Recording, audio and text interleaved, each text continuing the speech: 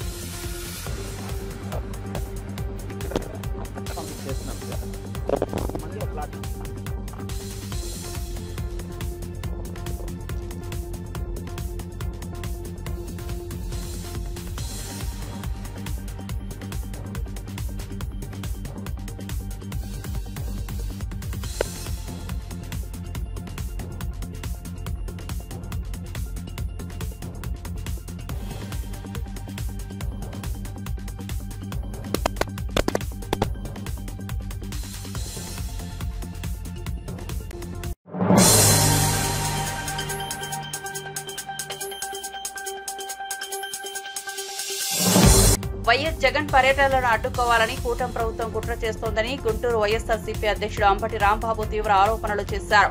రెంటపాలెలో party నేత నాగమల్లేశ్వరరావు పోలీసులు వేధించడంతో ఆత్మహత్య చేసుకున్నారని తెలిపారు. ఆ కుటుంబాన్ని పరామర్శించేందుకు జగన్ వెళ్లాలంటే విచిత్రమైన ఆంక్షలు పెడుతున్నారని ఆగ్రహం వ్యక్తం చేస్తున్నారు.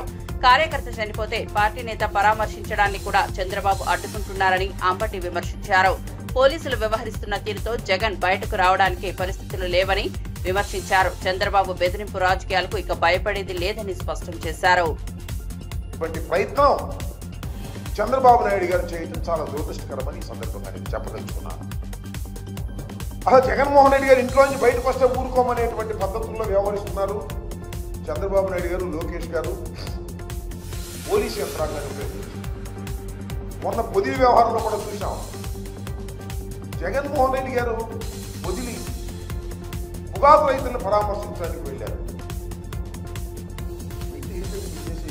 నాకు అర్థం కాదు. అమరావతి మహిళలు ఏదో ఎవరు అన్నారని కేసులు పెట్టారు, అది వేరే విషయం. కొమ్మినేని శ్రీనివాస్ గారిని అరెస్ట్ చేశారు, అది వేరే విషయం. అక్కడ మహిళల్ని రెచ్చగొట్టి 10 మందిని నల్లబెల్లులు పెట్టి క్షమాపణ చెప్పాలి, ఎదురు వస్తారా? ఏమిటి చేస్తానని అడుగుతా ఉన్నా. అదేమంటే వాళ్ళ మా మీద అందరి మీద కేసులు పెట్టారు. కేసులు పెట్టి కోర్టులో ప్రొడ్యూస్ చేసేటువంటి పరిస్థితులు ఒక రాక్షసత్వంగా మీరు ప్రవర్తిస్తున్నారు. వాళ్ళ జగన్మోహన్ రెడ్డి గారు కూడా రెంటపాల గ్రామం వెళ్ళి ఆ కుటుంబాన్ని పరామర్శించాలనుకుంటే ఒక బాధిత కుటుంబం పోలీసుల యొక్క దౌర్జన్యం వలన, పోలీసుల యొక్క హెరాస్మెంట్ వలన ఆత్మహత్య చేసుకున్నటువంటి వ్యక్తి నాగమల్లేశ్వరరావు.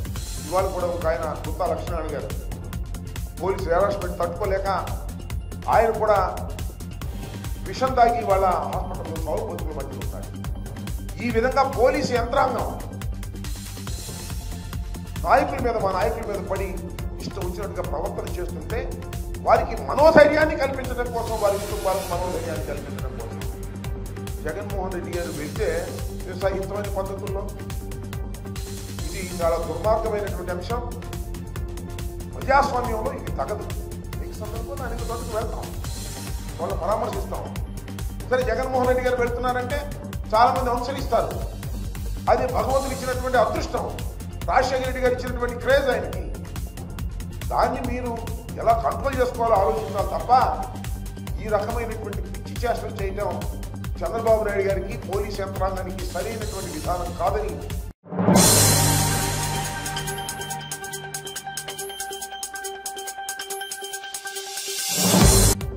పార్టీ నాయకులపై జరుగుతున్న విమర్శలు, దాడులపై బీఆర్ఎస్ ఎమ్మెల్సీ కల్వకుంట్ల కవిత ఘాటు వ్యాఖ్యలు చేశారు. కాంగ్రెస్ ప్రభుత్వం విమర్శలతో లబ్ధి పొందాలనుకుంటే అది వమ్ము అవుతుందని హెచ్చరించారు. పార్టీ లోపాలను పరిశీలించి సరిచేసుకుంటామని, అయితే నాయకులపై దాడులు జరిగితే బీఆర్ఎస్ శక్తివంతం లేకుండా ఐక్యమత్యంగా ఎదుర్కొంటుందని స్పష్టం చేశారు. కేసీఆర్ తో పాటు పార్టీకి అంకితమైన ప్రతి నాయకుడిని కాపాడుకుంటామని, పార్టీని మరింత బలోపేతం చేస్తామని తెలిపారు. ఈ రాజకీయ సమయంలో బీఆర్ఎస్ బలంగా నిలబడేందుకు కార్యాచరణ ఖరారవుతోందన్నారు. అదేవిధంగా మరి చాలా మంచి కార్యక్రమాలు చేస్తున్నటువంటి ఈ సేవా సమితికి మద్దతుగా నిలబడాలని మేమందరం కూడా ఇవాళ వార్షికోత్సవ కార్యక్రమాల్లో పాల్గొనడం జరుగుతూ ఉన్నది. మరి ఇదంతా సందర్భం ఒకటి జరుగుతూ ఉంటే రాష్ట్రంలో ఇవాళ మరి రైతన్నలందరూ కూడా ఎదురు చూస్తున్నారు. ఎప్పుడెప్పుడు మాకు రైతు భరోసా వస్తుందని ఎదురు చూస్తున్నారు. ఈ కాంగ్రెస్ ప్రభుత్వం వచ్చినప్పటి నుంచి కేవలం ఒక్కసారి రైతు భరోసా ఇచ్చిలు తప్పితే ఇంకా ఎప్పుడు కూడా ఇచ్చినటువంటి దాఖలాలు లేవు. నిన్నగాక మొన్న ఒకసారి ఇస్తున్నామని మాట ఇచ్చిండ్రు, కానీ కేవలం 60% మంది అంటే 3 ఎకరాల వరకు మాత్రమే ఇప్పటివరకు ఇవ్వడం జరిగింది. మరి 3 ఎకరాల వాళ్ళకే ఇస్తారా, ఆ పైన ఇస్తారా, ఇయ్యరా, ఇస్తే ఎప్పుడు ఇస్తారు? మరి పోయిన సీజన్లో పెండింగ్ పడ్డ వాళ్లకు ఈ సీజన్లో ఆ బకాయిలను ఇస్తారా? మరి ఈ సీజన్లోనన్నా కరెక్ట్గా 100% మరి రైతు బంధు ఇస్తారా అనేటటువంటి విషయాన్ని ప్రభుత్వం ఎవరు కూడా చెప్పడం లేదు. మరి ఆ అంశాలన్నీ ప్రజలు ఇవాళ అడుగుతున్నారు. 2500 రూపాయలు ఎప్పుడు ఇస్తారు, మాకు పెన్షన్లు ఎప్పుడు ఇస్తారు, మీరు ఇచ్చినటువంటి హామీలన్నీ ఎప్పుడు ఇస్తారు, విద్యా భరోసా కార్డు ఎప్పుడు ఇస్తారని చెప్పి విద్యార్థులు ఉద్యోగులు అందరూ అడుగుతున్నటువంటి సందర్భం. జాబ్ క్యాలెండర్లు వేస్తామని చెప్పి విద్యార్థుల్ని మోసం చేసి యువతను మోసం చేసి అధికారంలోకి వచ్చినటువంటి సందర్భం మీ అందరికీ తెలుసు. మరి ఇవన్నీ అడుగుతుంటే కాంగ్రెస్ పార్టీ మీద ముఖ్యమంత్రి గారి మీద ఒత్తిడి పెరుగుతున్నటువంటి సందర్భంలో భరించలేక రోజొక కొత్త డ్రామా కాంగ్రెస్ పార్టీ చేస్తుంది. ఒకసారి కేసీఆర్ గారికి కాళేశ్వరం మీద నోటీసు, ఇంకొక రోజు హరీష్ రావు గారికి నోటీసు, ఇంకొక రోజు ఇంకొక సీనియర్ నాయకుడికి నోటీసు, ఇవాళ మరి కేటీఆర్ గారికి మరి నాకు తెలిసి 5వ 6వ నోటీసు ఇవ్వడం, ఒకటి నోటీసులు ఇచ్చిన ప్రతిసారి ప్రతి ఒక్కరు ఏదో ఒకటి మాట్లాడి మొత్తానికి ప్రజా సమస్యల నుంచి దృష్టి మరల్చాలే, వాళ్ళు పబ్బం కట్టుకోవాలని చూస్తున్నటువంటి సందర్భాన్ని మనం గమనిస్తున్నాం. నేను ఇది వైఖరిని తీవ్రంగా ఖండిస్తూ ఉన్నాను. మేము ఎప్పుడో చెప్పినాం, నోటీసులు ఇస్తే పోతాం, జవాబిస్తాం, నేనేం తప్పు చేసింది లేదని మా పార్టీ తరఫు నుండి మా నాయకులందరూ కూడా అన్ని సందర్భాల్లో కూడా చెప్పినటువంటి విషయం మీ అందరికీ తెలిసిందే. అయినప్పటికీ ఇవాళ తెలంగాణ భవన్కి తాళాలేసి మా కార్యకర్తలు ఎవరు బయటికి వెళ్లకుండా చేసినటువంటి సందర్భాన్ని మేము తీవ్రంగా ఖండిస్తున్నాం. మా కేటీఆర్ గారు మరి ఇవాళ విచారణకు హాజరైన ముందే చెప్పినటువంటి విషయమే హాజరవుతామని, అల్ల పెద్ద విశేషం ఏం లేదు, హాజరవుతాం, విచారణకు సహకరిస్తామని కూడా చెప్పినాం. ఇవాళ తను అక్కడ ఉండగా ఇవాళ భవన్లో మరి తాళం వేయడం అన్నది నిజంగా కూడా దుర్మార్గం. మేమే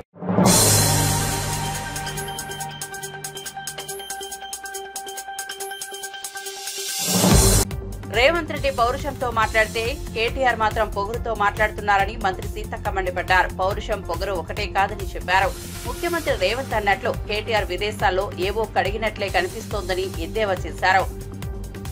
కక్ష సాధింపే లక్ష్యమైతే ప్రభుత్వం ఏర్పడిన మరుసటి రోజే జైల్లో వేసే వాళ్లమని స్పష్టం చేశారు. జైలుకు వెళ్లాలనేదే కేటీఆర్ కు ఆసక్తిగా ఉందని, రెచ్చగొట్టే ప్రయత్నాలపై సీఎం స్పందించకుండా న్యాయబద్దంగా ముందుకెళ్తున్నారని తెలిపారు. జైలు నుంచి వచ్చి ఏదో సాధించవచ్చునని ఆయన అనుకోవడం సరైంది కాదని మంత్రి సీతక్క హెచ్చరించారు. స్పష్టత వస్తుంది ఎప్పుడు పెడతాం ఎలక్షన్స్ అనేది, కానీ నోటిఫికేషన్ వారం రోజులు ఇస్తా అని ఎవరైనా అంటారా? నేను ఒక మంత్రిగా ఉండి దానికి కొంత టైం పడుతుంది, రిజర్వేషన్స్ ఉంటాయి, సేమ్ టైంలో 42% మనం బీసీ కులగణన మీద కులగణన చేపట్టినాము. ఇవన్నీ సాధ్యాసాధ్యాలు క్యాబినెట్లో డిస్కస్ చేసే పెడతాం. కానీ నేను అన్న మాట తప్పించిన అని నేను అన్నది ఏమన్నా ఉంటే ఒక్క ఆధారం చూపెట్టంట. ఇక్కడ మాట్లాడితే తెలుస్తాయి కదా, నువ్వు సీక్రెట్గా మేము పెట్టినాము అంటే అది సీక్రెట్ ఎందుకుంటే కార్యకర్తలు 1000 మంది కూర్చున్నాడు అక్కడ. కార్యకర్తలు 1000 మందిలో నేనేమన్నా అంటే లోకల్ బాడీ ఎలక్షన్స్ తొందరగా వస్తాయి, ఎప్పుడు అనేది నోటిఫికేషన్ ఎప్పుడు వస్తుంది అనే ఒక స్పష్టత, వారం రోజులలో ఎలక్షన్ల మీద స్పష్టత వస్తుందని చెప్పిన. కానీ నేను మాట మార్చలే. ఒకవేళ మాట మార్చినట్టుంటే నా మీద రకరకాల స్టోరీలు వేస్తున్నటువంటి మీడియా సోదరులకు నేను ఎక్కడ మాట మార్చిందో చెప్పండి. అదే కాకుండా అనేక సార్లు క్యాబినెట్ అసెంబ్లీ దగ్గర కానీ లేదా సెక్రటేరియట్లో కానీ మీడియా సోదరులు నన్ను అడిగినప్పుడు ఎలక్షన్స్ గురించి అనేక చర్చలు జరిగినప్పుడు మా క్యాబినెట్లో డిస్కస్ చేసినాక తీసుకుంటాం, లేదా మా పార్టీలో డిస్కస్ చేసి నిర్ణయం తీసుకుంటాం అనే చెప్పినా కానీ ఎప్పుడు వారం రోజులలో నోటిఫికేషన్ వస్తుందని ఎట్లా అంట? నోటిఫికేషన్ రావాలంటే దానికి కొద్దిగా ప్రిపేర్డ్గా వర్క్ అయితే ఉండాలి కదా. అందుకనే మీ ద్వారా నా ఆవేదన నేను తెలియజేస్తున్నా. నేను తప్పు మాట్లాడలేదు, తప్పించుకోలేదు. నా మీద వార్తలు రాష్ట్రాలు ఫస్ట్ ఆత్మవిమర్శ చేసుకోవాలని చెప్తున్నా. ఎలక్షన్ సీతక్క వారం రోజుల నోటిఫికేషన్ అన్నది, తర్వాత మాట మార్చింది, వెనక పోయింది, మాట జారిందట, మాట తప్పిందట, ఏందేందో రాస్తున్నారు. ఒక్కసారి ఆ కొత్తగూడెం పాకాల కొత్తగూడెం 3 రోజుల కింద మీటింగ్ అయింది. రికార్డ్స్ అన్ని తెప్పించుకొని చూడండి. వారంలో రోజులలో నోటిఫికేషన్ నేను అనలేదు. వారం రోజులలో స్పష్టత వస్తుంది ఎప్పుడు ఎలక్షన్ పెడతాము అనేది. ఎందుకంటే క్యాబినెట్ ఉన్నది కాబట్టి నేను దాన్ని దృష్టిలో పెట్టుకొని నేను అనడం జరిగింది. ఏది ఏమైనా ఈరోజు మరి మా క్యాబినెట్ మీటింగ్ కూడా అవుతుంది కాబట్టి అక్కడ కొంత స్పష్టత వస్తుంది, పూర్తి స్పష్టత కూడా రావచ్చు అని నేను ఆశిస్తా ఉన్నాను. ఎందుకంటే అందరం సభ్యుల నిర్ణయం తీసుకోవాలి కదా, ఒక్కలం కాదు కదా. కాబట్టి నాకు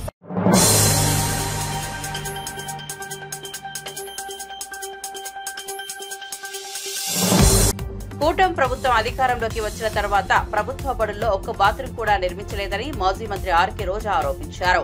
ఏడాది కాలంగా ఒక్క పాఠశాల భవనమూ నిర్మించలేదని ఆమె మండిపడ్డారు. నాడు నేడు పనులు గత ప్రభుత్వం చేపట్టిన స్థితిలోనే ఆగిపోయాయని తెలిపారు. విద్యార్థులకు అందాల్సిన 15,000లో నుంచి 2,000 కట్ చేసి కేవలం 13,000 మాత్రమే ఇస్తున్నారని ఆరోపించారు. ఆ మిగిలిన 2,000 రూపాయలు ఎవరి ఖాతాల్లోకి వెళ్తున్నాయో ప్రభుత్వం స్పష్టంగా చెప్పాలని డిమాండ్ చేశారు. విద్యార్థుల సంక్షేమం పేరుతో పన్ను మళ్లించడం శోచనీయమని ఆమె విమర్శించారు.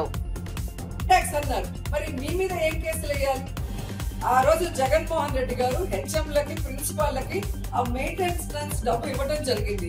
దానికి లెక్కలు పారదర్శకంగా ఉన్నాయి. ఈ రోజు అధికారం మీ దగ్గర ఉంది, మీరు చెక్ చేసుకోవచ్చు.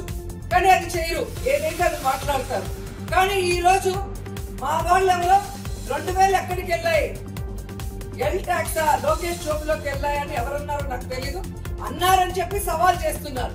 ఈ రోజు మేము అడుగుతున్నాం, మీరు ఒక్క బాత్రూమ్ కట్టలేదు, మీరు వచ్చి సంవత్సరం అవుతుంది, ఒక్క స్కూల్ బిల్డింగ్ కట్టలేదు. నాడు నేడు పనులు ఎక్కడ ఆగిపోయినాయో అక్కడే ఉన్నాయి.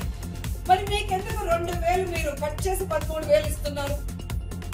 2-3 పిల్లలు ఉంటే 30-45,000 ఇవ్వకుండా 15,000 ఫస్ట్ సంవత్సరం ఎక్కొట్టి 2వ సంవత్సరంలో 13,000 ఇచ్చారు. ఆ 2,000 ఎక్కడికి వెళ్ళింది? ఏ హెచ్ఎం అకౌంట్ లో వేశారు, ఏ ప్రిన్సిపల్ అకౌంట్ లో వేశారు, లేదా ఏ కలెక్టర్ అకౌంట్ లో వేశారో ఈ రోజు రిలీజ్ చేయండి.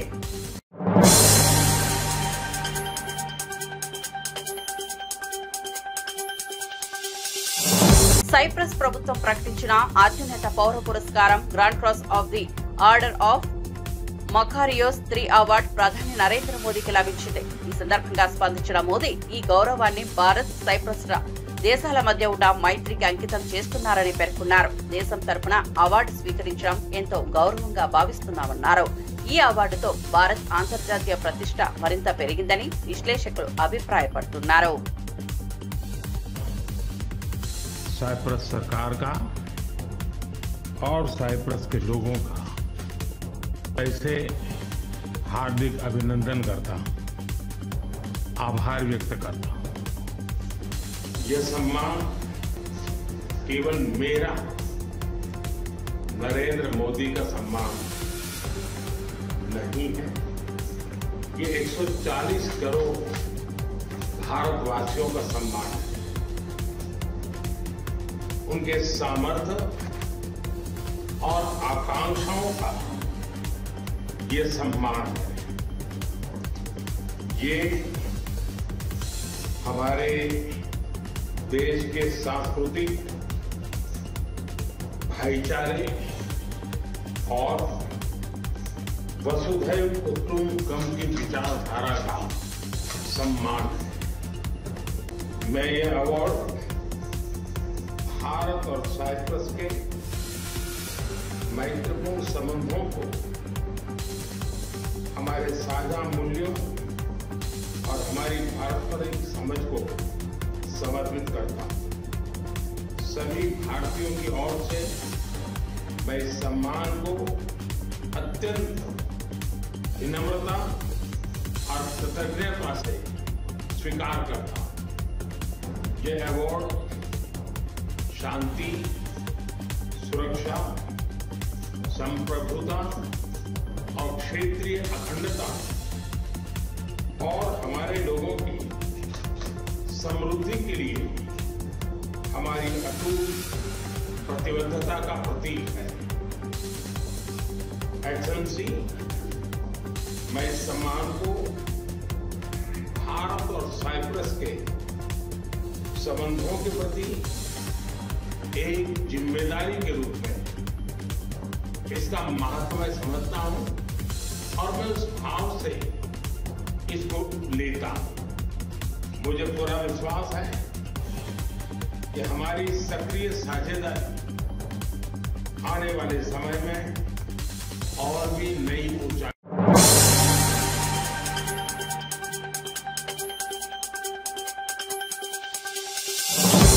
ఆంబర్పేటలో కాంగ్రెస్ సీనియర్ నేత మాజీ ఎంపీ వి హనుమంతరావు జన్మదిన వేడుకలు ఘనంగా జరిగాయి. హనుమంతరావు నివాసంలో జరిగిన వేడుకల్లో మంత్రి పొన్నం ప్రభాకర్ పాల్గొని కేక్ తినిపించి శుభాకాంక్షలు తెలిపారు. జీహెచ్ఎంసీ కార్మికులు విద్యార్థులతో కలిసి మంత్రి భోజనం చేశారు. కార్యక్రమంలో MP Anil Kumar, mayor Gadwal Vijayalakshmi, MLA Danam Nagender, Kodanda Reddy తదితరులు పాల్గొన్నారు. బలహీన వర్గాల పట్ల కాంగ్రెస్ ప్రభుత్వానికి ఉన్న నిబద్ధతను ఈ కార్యక్రమం ప్రతిబింబిస్తోందని మంత్రి తెలిపారు. రిజర్వేషన్లు, సంక్షేమం, విద్య, ఉపాధి రంగాల్లో బలహీన వర్గాలకు కాంగ్రెస్ ప్రభుత్వం మద్దతుగా నిలుస్తోందన్నారు. రాహుల్ గాంధీ ఆదేశాలతో తెలంగాణలో బలహీన వర్గాల అభివృద్ధికి చర్యలు చేపడుతున్నామన్నారు. సీనియర్ నాయకులు హనుమంతరావు గారికి జన్మదిన శుభాకాంక్షలు. వారి జన్మదిన సందర్భంగా హైదరాబాద్ పారిశుద్ధ కార్మికులతో సహపంక్తి భోజనం చేస్తూ కాంగ్రెస్ పార్టీ విధానాన్ని, బలహీన వర్గాల పట్ల కాంగ్రెస్ కుట్టబడేటువంటి అభిమానాన్ని చూపేటువంటి ఒక ప్రయత్నం చేస్తా ఉన్నారు. ఈ రోజు మా ప్రభుత్వం మరొకసారి బలహీన వర్గాలకు సంబంధించిన అంశం మీద చాలా స్పష్టంగా ఉంది. 10 సంవత్సరాలు పరిపాలించిన వాళ్ళు మాకు ఎవరు సలహా చెప్పే అవసరం లేదు. బలహీన వర్గాలకు సంబంధించినటువంటి రిజర్వేషన్ల విషయం కావచ్చు, సంక్షేమం విషయం లోపల మా ప్రభుత్వం కట్టుబడి ఉంది. బలహీన వర్గాలకు సంబంధించి ఏదైనా న్యాయం జరిగితే కాంగ్రెస్ హయాంలో మాత్రమే జరిగిందనే మాట అధికారంలో 10 సంవత్సరాలుండి బలహీన వర్గాలకు అన్యాయం చేసిన వాళ్ళు మాట్లాడితే పొరపాటు దయ్యాలు వేదాలు వల్లించినట్టయితే. కాబట్టి ఈరోజు మరొకసారి హనుమంతరావు గారి జన్మదిన సందర్భంగా బలహీన వర్గాల సీనియర్ నాయకుడు, తెలంగాణ ప్రభుత్వం, మా నాయకుడు రాహుల్ గాంధీ గారి సూచన మేరకు తప్పకుండా బలహీన వర్గాలకు సంబంధించినటువంటి సముచిత నిర్ణయాలను, వారి సంక్షేమానికి సంబంధించిన రాజకీయ, విద్యా, ఉపాధి అవకాశాలు తీసుకుంటుందనే మాట సందర్భంగా మనం చేస్తాం.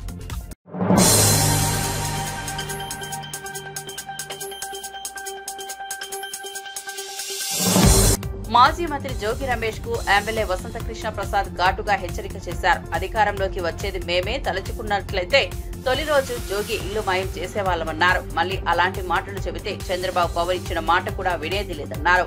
జోగి రమేష్ హెచ్చరికలను తేలిగ్గా తీసుకోబోమని స్పష్టం చేశారు. ఎమ్మెల్యే వసంత చేసిన వ్యాఖ్యలు రాజకీయ వేడిని పెంచాయి. చంద్రబాబు నాయుడు గారి ఇంటిని ముట్టడించే దమ్ము, ధైర్యం ఉన్నోడు ఎవడన్నా ఉంటే గనక రమ్మని చెప్పండి. మేము ఎందుకంటే చంద్రబాబు నాయుడు గారు తొలి శాసనపక్ష సమావేశంలో ఒకటే మాట చెప్పారు, మీరు ఎవరి మీద కన్నా కబూరుకెళ్ళినా, ఏ మహిళ పట్ల అసభ్యంగా మాట్లాడినా, దురుసు ప్రవర్తన చేసినా నేను సహించను, మీరు హుందాగా ఉండండి, మహిళలను కించపరచొద్దు, గౌరవప్రదంగా ఉండండి అని చెప్పారు. మేము గౌరవప్రదంగా ఉంటున్నాం. మేము గనక తలుచుకొని ఉంటే రాష్ట్రంలో 164 సీట్లతో అధికారంలోకి వచ్చిన తొలి రోజే జోగి రమేష్ ఇల్లు నామరూపాలు లేకుండా పోయేది.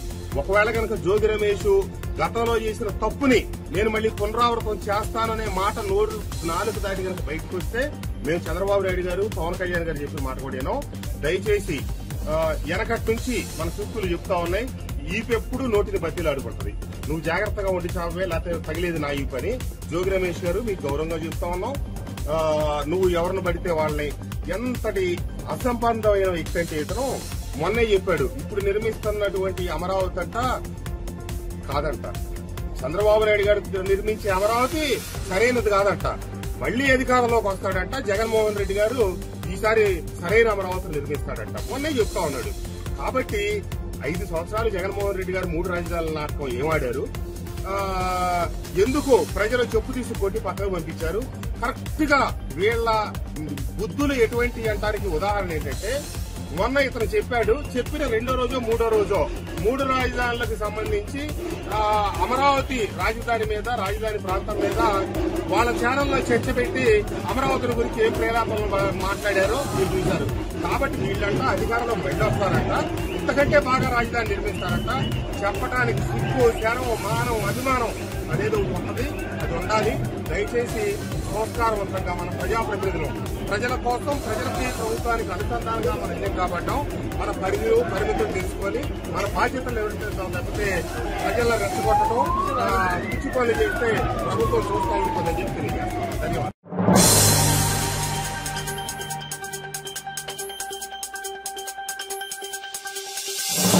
పశుసంవర్ధక, పాడి, పారిశ్రామిక అభివృద్ధి, క్రీడలు, యువజన సర్వీసుల శాఖ మంత్రిగా వాకిటి శ్రీహరి సచివాలయంలో బాధ్యతలు స్వీకరించారు.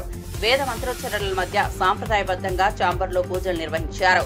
అధికారుల హాజరుతో జరిగిన కార్యక్రమంలో మంత్రి జూపల్లి కృష్ణారావు శుభాకాంక్షలు తెలియజేశారు. తన శాఖల అభివృద్ధికి కృషి చేస్తానని శ్రీహరి తెలిపారు. పశుసంవర్ధక రంగ అభివృద్ధికి తోడ్పాటు, యువత సాధికారత కోసం చర్యలు తీసుకుంటామని స్పష్టం చేశారు. ప్రభుత్వం నిర్దేశించిన లక్ష్యాలను సాధించేందుకు సమిష్టిగా పనిచేస్తానన్నారు.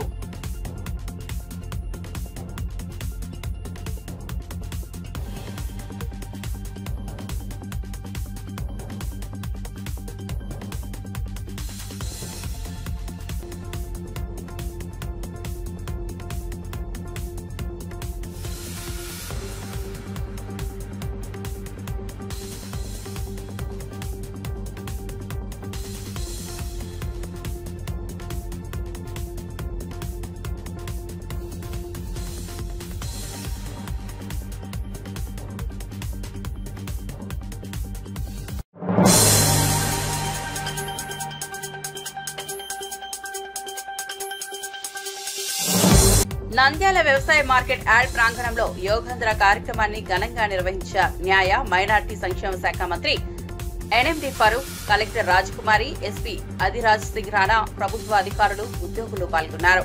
యోగాసనాలు చేస్తూ ఆరోగ్య పరిరక్షణకు యోగా ఎంత అవసరమో ప్రాముఖ్యతను వివరించారు. ఈ నెల 21న జరగనున్న అంతర్జాతీయ యోగా దినోత్సవంలో ప్రతి ఒక్కరూ తప్పకుండా పాల్గొనాలని మంత్రి ఫరూక్ ప్రజలను ఆహ్వానించారు. యోగా ద్వారా శారీరక, మానసిక ఆరోగ్యాన్ని మెరుగుపరుచుకోవచ్చని చెప్పారు. ప్రభుత్వం ప్రతి స్థాయిలో యోగా దినోత్సవాన్ని విజయవంతం చేసేందుకు చర్యలు చేపడుతోందని మంత్రి వివరించారు.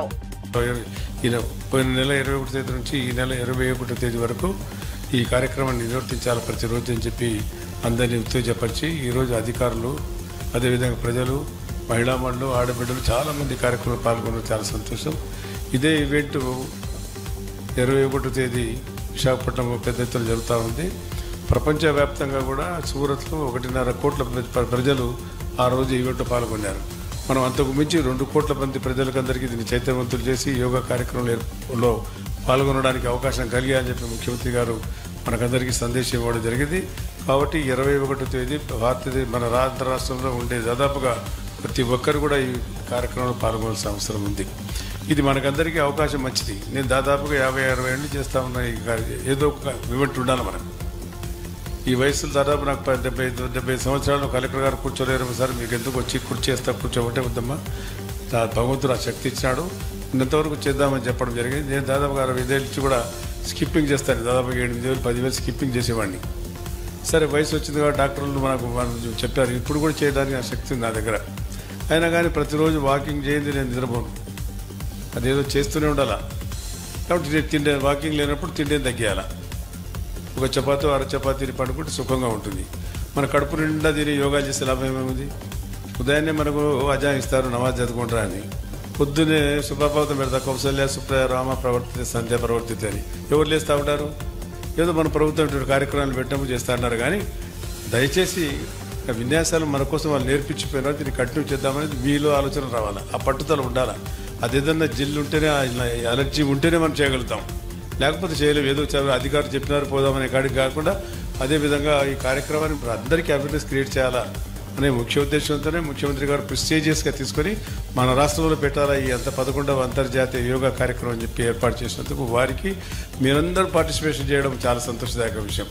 కాబట్టి మళ్ళీ 21 తేదీ కలెక్టర్ గారు దీన్ని పెద్ద ఎత్తున చేసి మళ్ళీ ఈ అవేర్నెస్ కార్యక్రమంలో ఇంతవరకే కాకుండా ఆయన ఎవరు ఒకే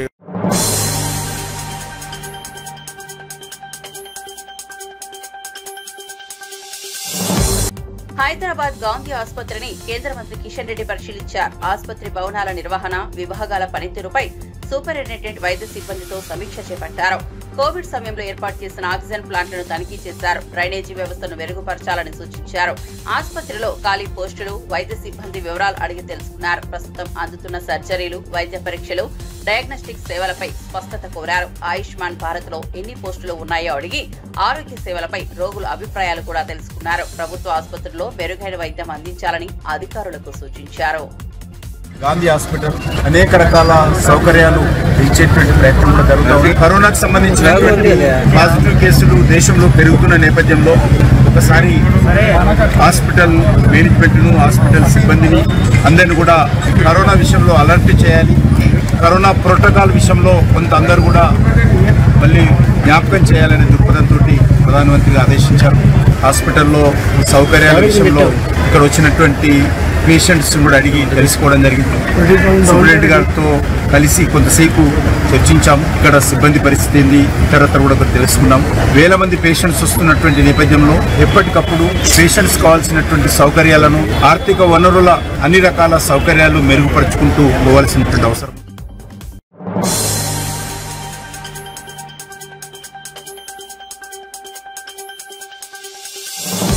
హీరో ధనుష్, దర్శకుడు శేఖర్ కమల కాంబినేషన్ లో రూపొందిన కుబేరా సినిమా జూన్ 20న ప్రేక్షకుల ముందుకు రానుంది.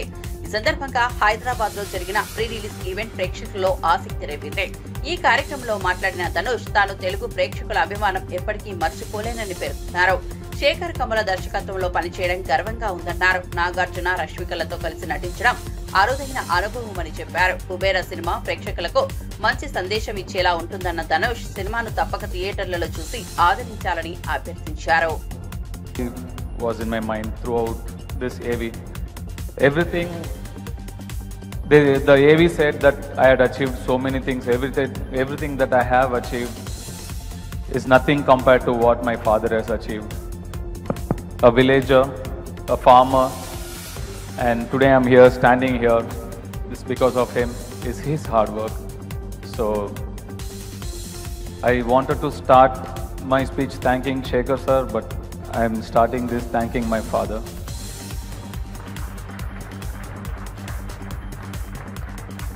Shekhar sir, how are you? You have literally put everything on the line. Your health is okay. He worked so hard, he put his health online, and there are so many days he was not well, but he still came to shoot, he still worked through it. I was so worried, a lot of days I was very worried about you. You're better now, sir. You're taking rest. Okay, super. Very happy.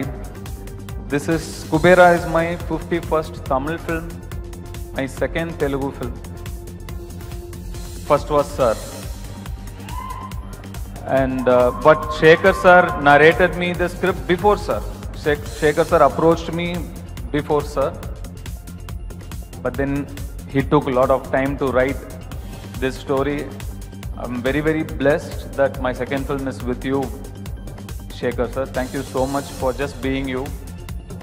In this era of chasing numbers, there is this man who's chasing butterflies in his films. It is so endearing to see that.